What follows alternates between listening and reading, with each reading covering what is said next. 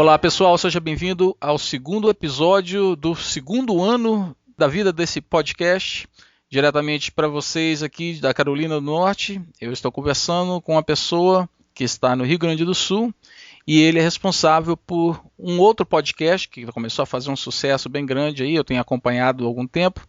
E além disso, ele também contribui com um site de notícias e tutoriais, geralmente sobre o Ubuntu.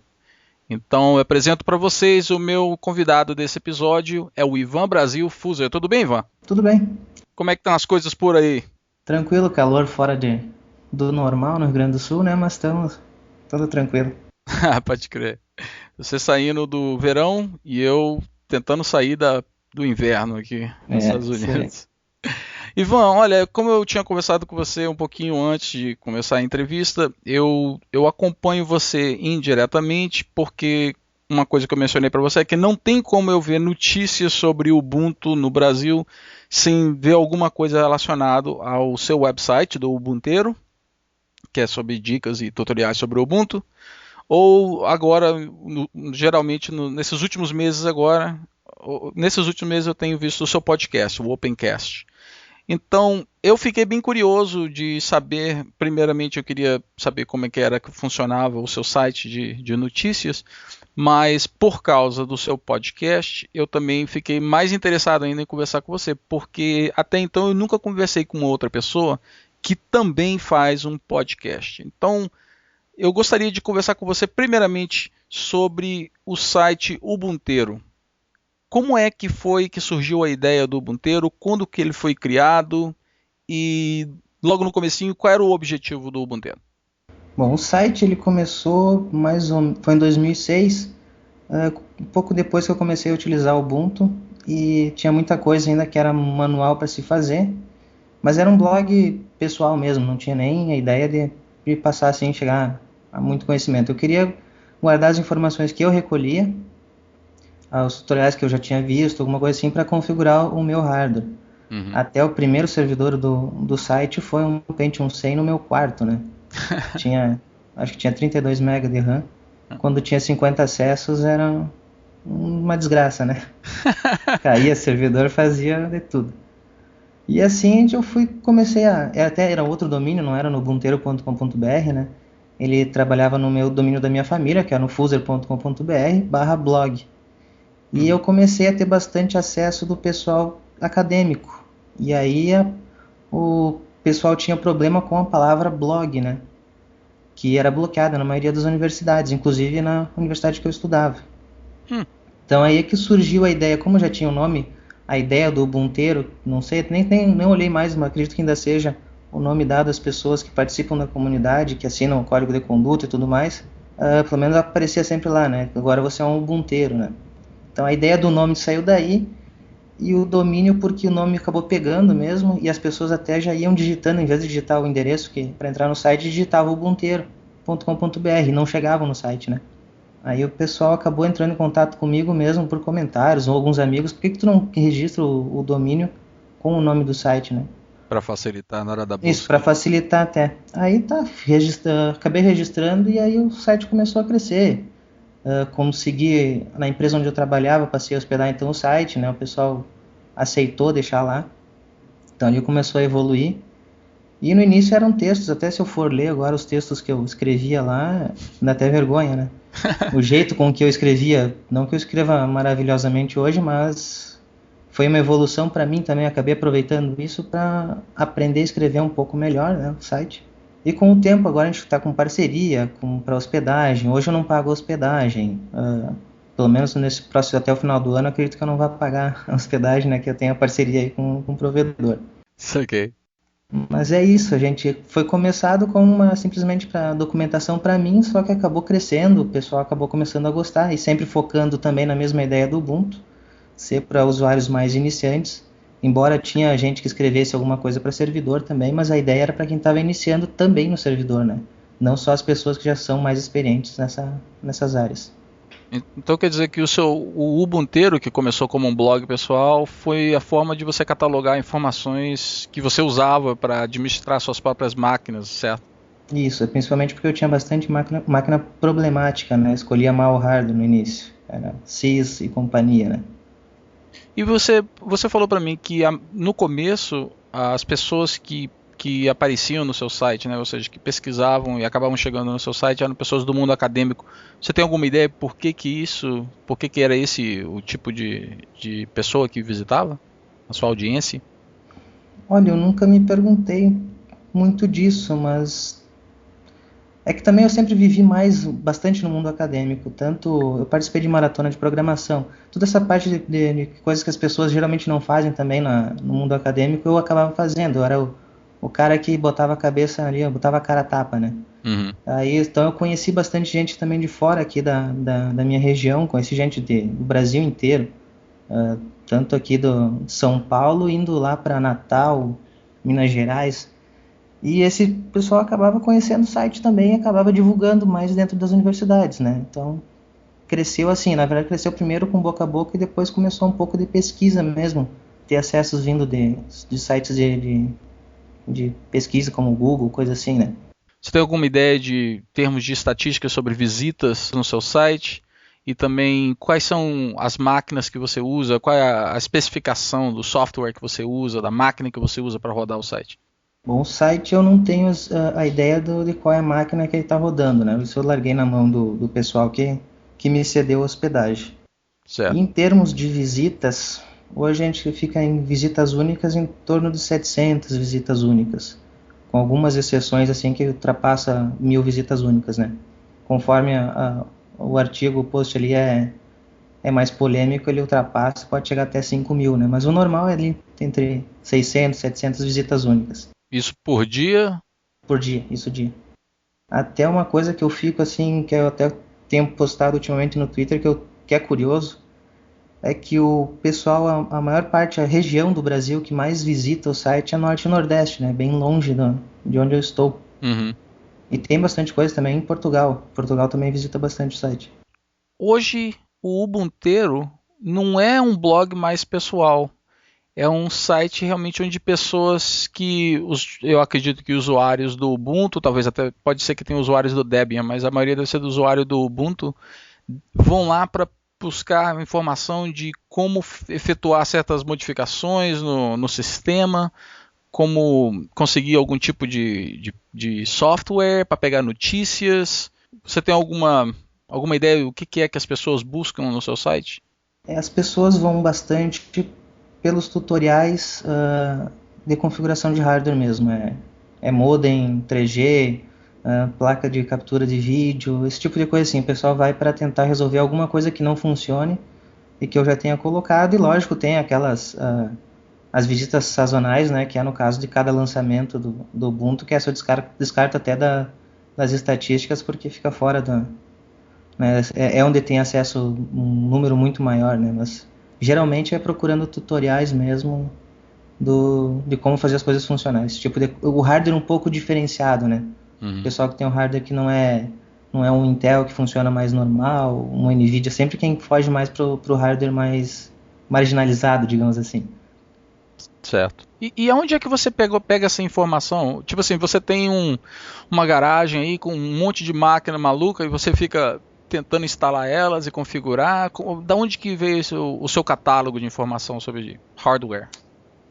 Bom, por muito tempo eu trabalhei além de trabalhar com gerenciamento de servidores, eu também trabalhava na manutenção de computadores na mesma empresa, né?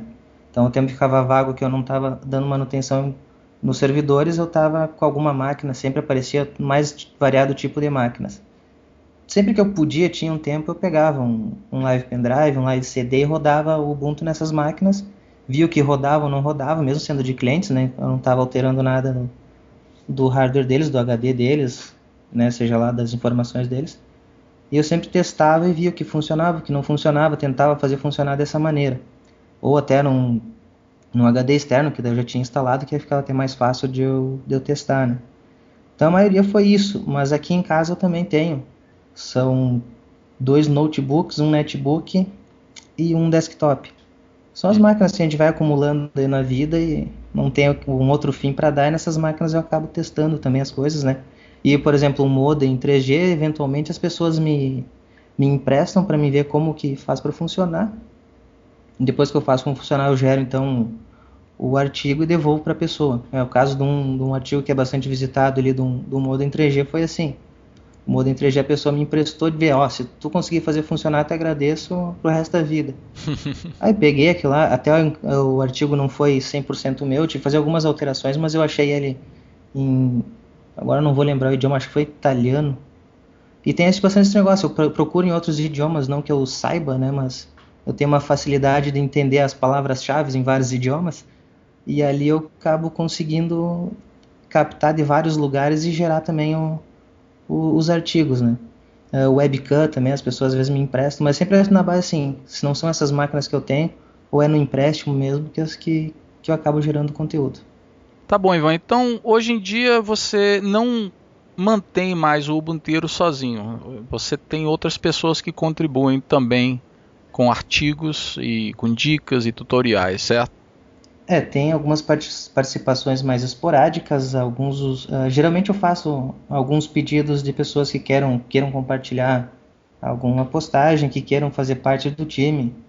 Geralmente aparecem as pessoas que ficam lá por 6 meses e acabam desanimando, né? É comum isso, então até a minha lista já passou bastante gente aí de pessoas que já colaboraram. No entanto, essas pessoas que já colaboraram, eu faço questão de manter os nomes delas nos artigos.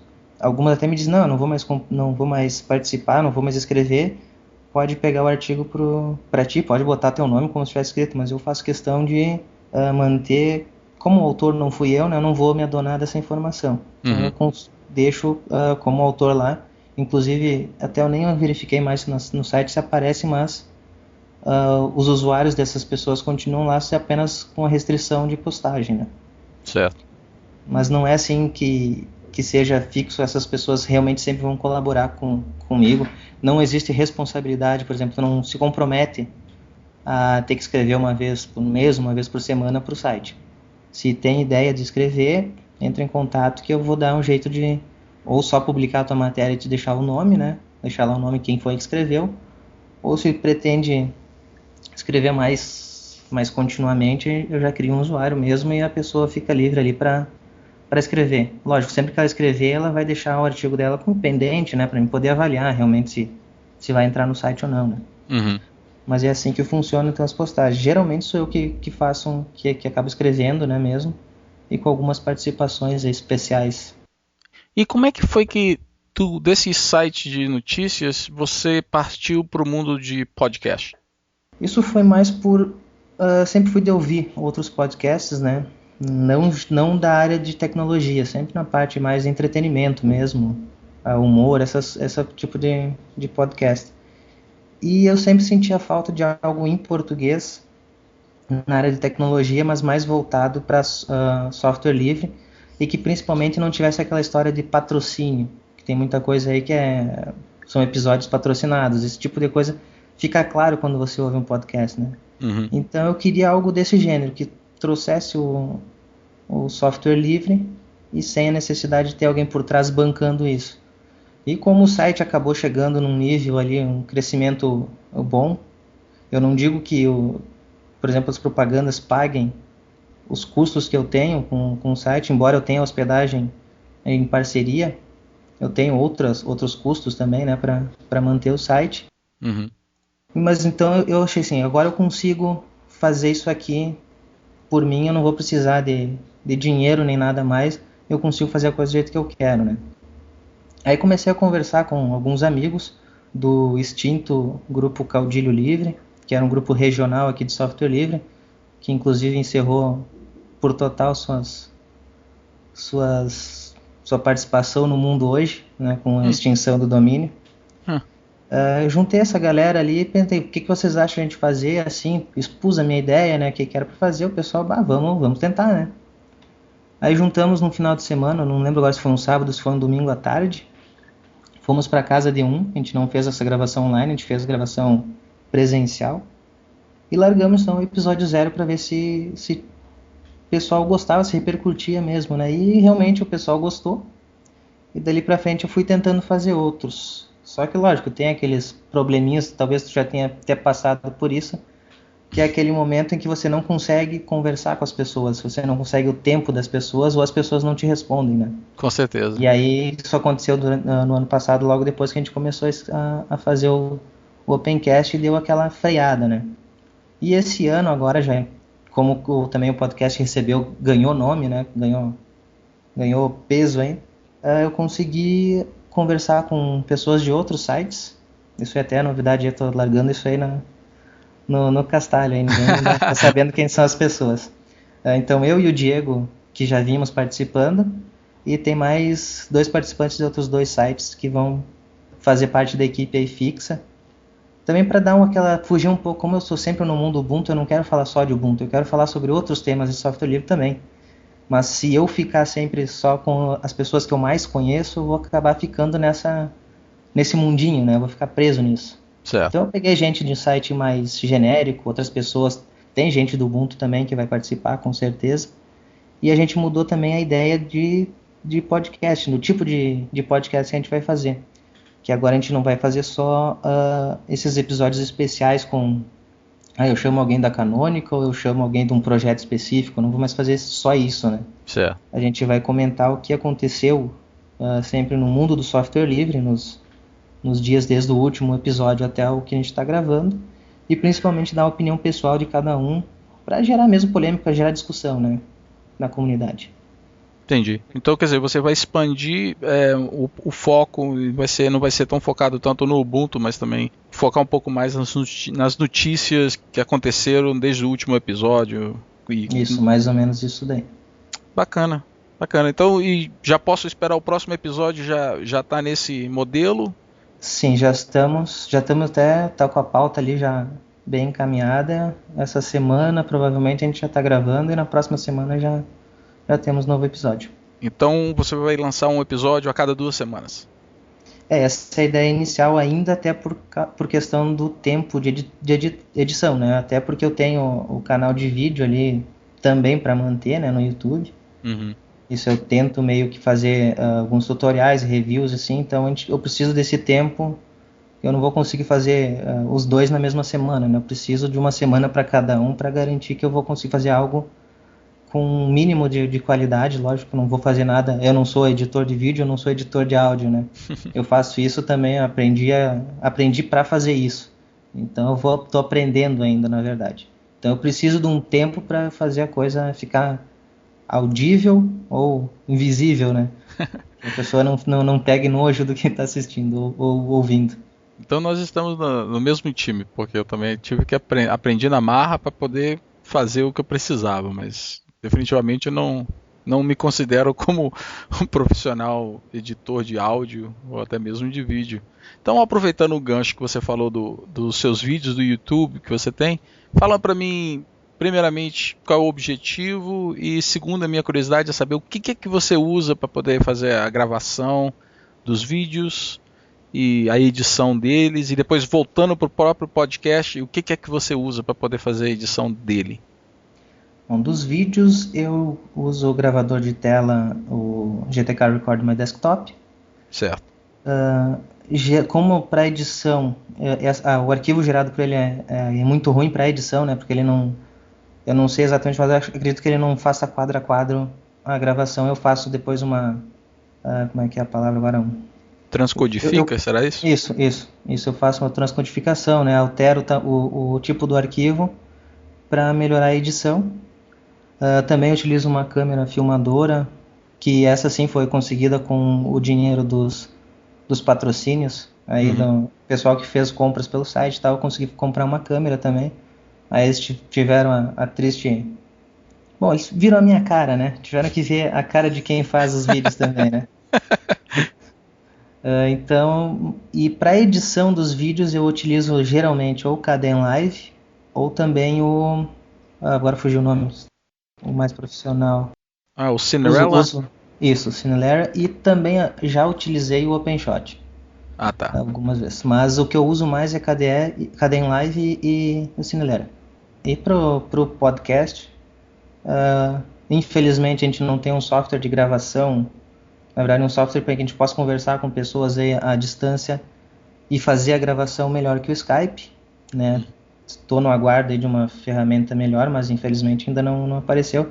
Eu preferia usar algo realmente software livre, né, mas não tem. Então eu utilizo a dupla Skype e o Skype Call Recorder. Acho que é Certo, isso o nome, né? é isso. Isso. Eu uso os dois para gravar e para edição eu uso o Audacity mesmo. Ah, então nós usamos as mesmas ferramentas para poder editar Uhum. podcast. Legal, legal. E sobre os seus vídeos, quantos vídeos você já tem? Qual que te traz mais visitas? São os vídeos, o podcast ou o website? Bom, os vídeos, na verdade, o que traz mais visitas mesmo é o site. Tá querendo mudar agora com o podcast, né? Ele tá começando a trazer um pouco mais de visitas. Se eu fosse pelas visitas dos vídeos, eu teria uma média de 350 visitas, aí com exceção de alguns vídeos mais pontuais que quando gera alguma polêmica, sempre assim, né? Gerou polêmica, tem acesso. Só que a minha ideia também não é só gerar polêmica, né? Eu quero passar minha ideia sobre uma distribuição, sobre um software. Então eu fico em torno de 350, alguns 400 visitas a cada vídeo, né? Uhum.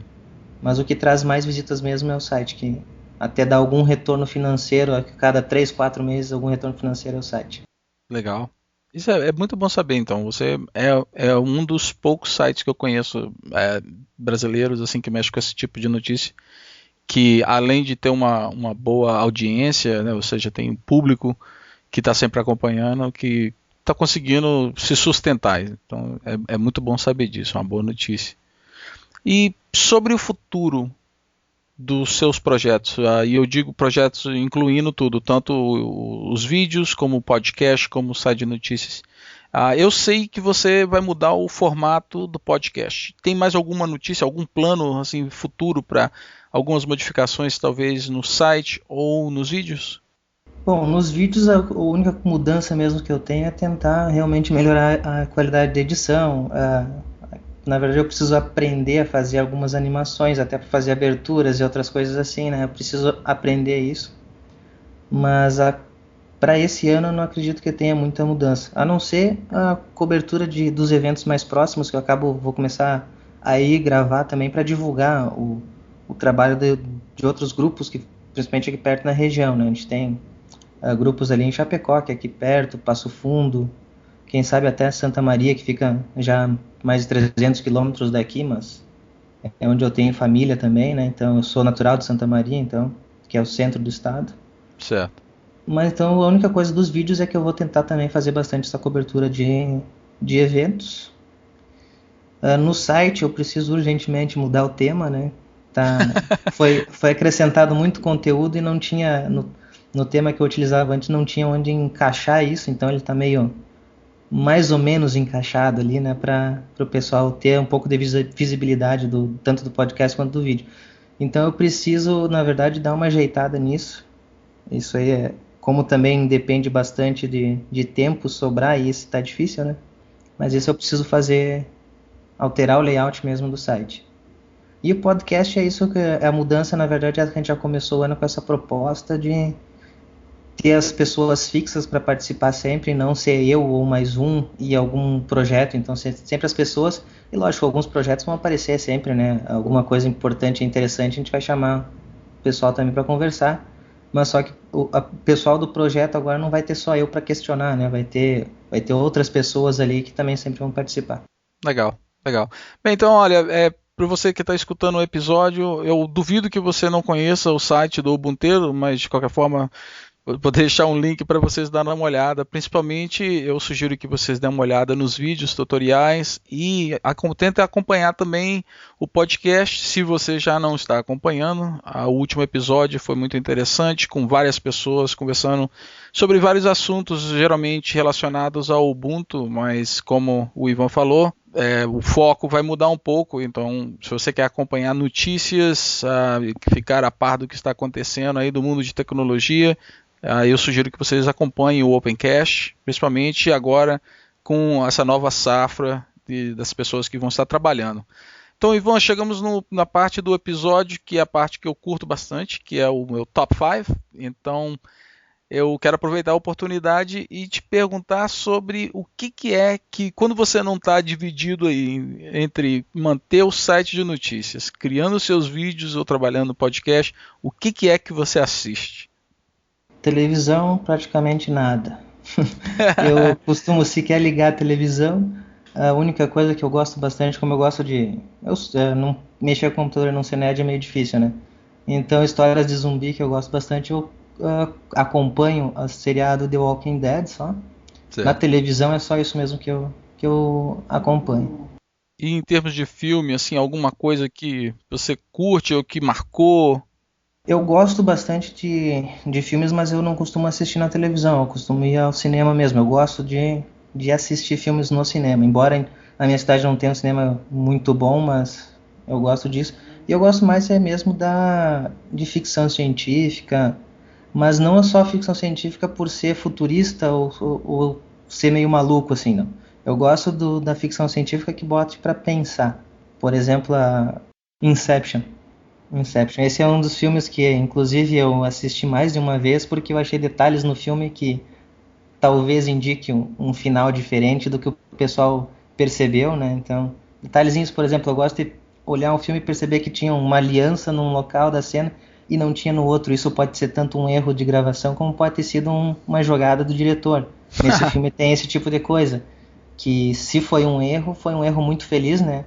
Que é uma aliança que não está presente numa cena que pode jogar todo aquele final para um outro lado. Então, esse Acrescenta tipo de algo coisa eu no gosto. filme, né? Isso. E também, lógico, sou fã de Matrix, principalmente da parte do Animatrix, não tanto dos filmes, mas muito mais da parte dos quadrinhos, Certo. da animação que foi feita. E gosto também, bom, eu sou do tempo que filme de terror era trash também, eu gosto bastante de filme de terror trash. E aí até teria uma lista gigantesca, mas a lembrar o nome de todos. Até ontem eu estava fazendo uma faxina na casa, achei uma listinha de quando era mais guri, tinha uns 12, 13 anos, eu anotava o nome dos filmes que eu assistia, todos trash, né? Todos de terror e todos trash. Então esse tipo de coisa eu gosto bastante de assistir. Legal, uma mistureba interessante que você tem aí. Tu não ouviu as músicas ainda, então? Ah, então vamos pra lá. O que que você escuta? Na hora de ouvir música também, eu gosto bastante da música tradicionalista gaúcha. Aí vai de tudo, César Oliveira, Evangelho Melo, Neto Fagundes, Pirisca Greco, bastante gente da cena aqui regional, Uhum. mas do mesmo jeito eu também gosto de Iron Maiden, gosto de AC/DC, gosto de Metallica, gosto de Beethoven, então eu faço uma salada nessa hora, gosto do rock nacional, Cidadão Kane, Capital Inicial. O que eu não gosto é mais um sertanejo, eu já não consigo ouvir, que é mais forró também, eu não sou muito chegado. Então, eu gosto de música eletrônica também. Também tem bastante coisa de música eletrônica que eu escuto. Só que música eletrônica mais eu gosto por exemplo, eu vou trabalhar, vou programar, eu boto uma música eletrônica bem alto, me isolo do mundo e fico como se eu fosse olhar para dentro de mim mesmo, daí eu fico só programando e esqueço o resto, né? Então a música eletrônica eu não sei os nomes das músicas, não sei o nome dos artistas, mas eu gosto de ouvir para quando eu preciso me concentrar. Saquei.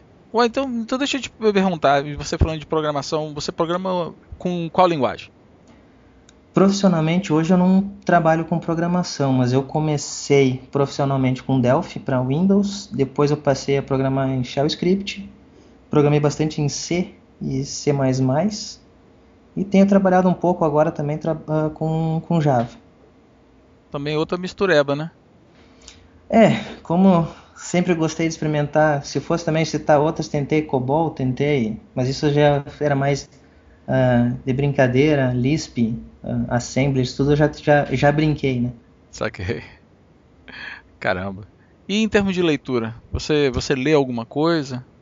Leio, gosto bastante também de fantasia, até os últimos dois livros que eu li são do mesmo autor, um autor brasileiro, Eduardo Spohr, que é A Batalha do Apocalipse e Filhos do Éden. É o primeiro do Filhos do Éden, que ele vai lançar mais uma sequência desses livros, né?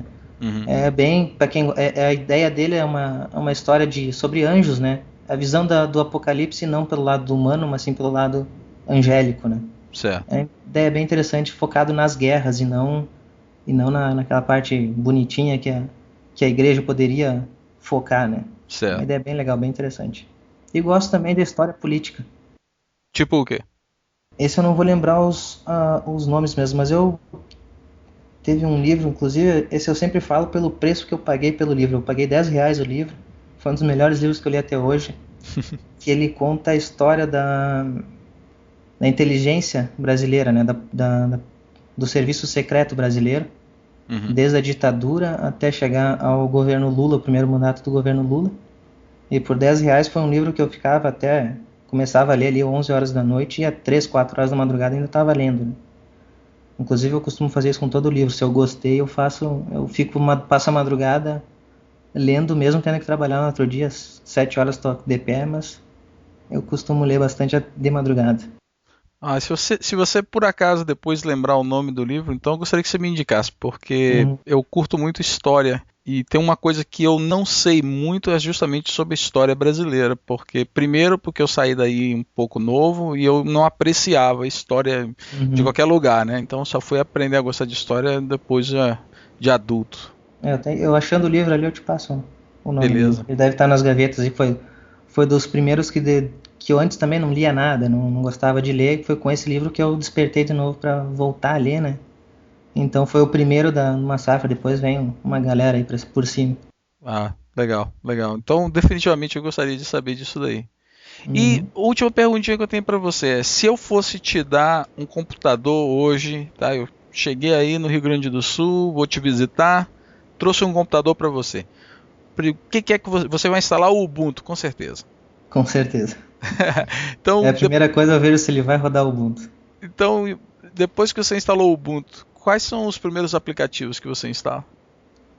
Primeiro o Vim, a primeira coisa que eu faço é instalar ele. Então, você é um usuário do Vim, legal. Sou programador C no VI mesmo, nem era nem no Vim, era no VI.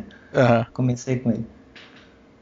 Depois, Audacity, Kdenlive, Live, adicionar repositórios do Cineleira, os codecs, né, o W32 codecs. O Thunderbird eu fazia antes, agora já está no padrão. Basicamente, e o VirtualBox, que eu trabalho bastante com máquinas virtuais também. Isso é o que eu sempre faço de instalação, assim que caiu o computador na minha mão. Saquei. Tá bom, e para terminar, qual é a sua previsão para o Ubuntu nos próximos 6 meses? Você tem alguma previsão? Bastante chiadeira, o pessoal vai reclamar bastante com algumas mudanças. No entanto, eu acho que a interface Unity vai, enfim, ganhar o seu terreno, que agora ganhando maturidade aí ela tá muito mais madura, embora tenha algumas coisas que foram adicionadas agora meio que de última hora que eu acho que não foram muito legais de ser feito assim para uma versão LTS. Mas eu acho que agora a interface realmente vai cair mais no gosto das pessoas, até porque vai estar mais personalizável. Bacana. Bem, eu não uso o Ubuntu há pelo menos uns 5 anos e meio, mas com certeza eu tenho certeza que o sucesso não é por acaso. Ou seja, por mais que as últimas modificações ou qualquer outra modificação que aconteceu durante esses últimos anos, por mais que elas tenham alienado alguns usuários, eu tenho certeza que a decisão agradou um número muito grande de pessoas. Então é interessante saber, ficar sabendo dessa sua, da sua opinião. Então Uhum. tá bom, então olha, eu quero agradecer a você mais uma vez por aceitar o meu convite de participar e eu espero então poder acompanhar o próximo episódio. Estou curioso para saber como é que vai ser o próximo episódio, então vou acompanhar com certeza.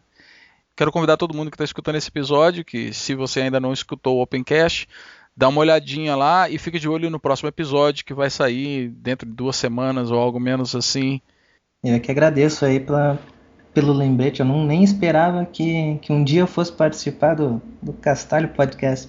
Tava só como ouvinte aí, não fazia ideia que um dia eu podia ser chamado. Não sabia também que era tão famoso assim como tu diz, né? Tomara que seja mesmo. Não, com certeza que é assim. Pelo menos eu estou acompanhando daqui da Carolina do Norte, eu acompanho. Então, Uhum. pelo menos chegou aqui. Então, mais uma vez, Ivan, muito obrigado E para vocês que estão nos acompanhando, um abraço e até o próximo episódio. Tchau, tchau.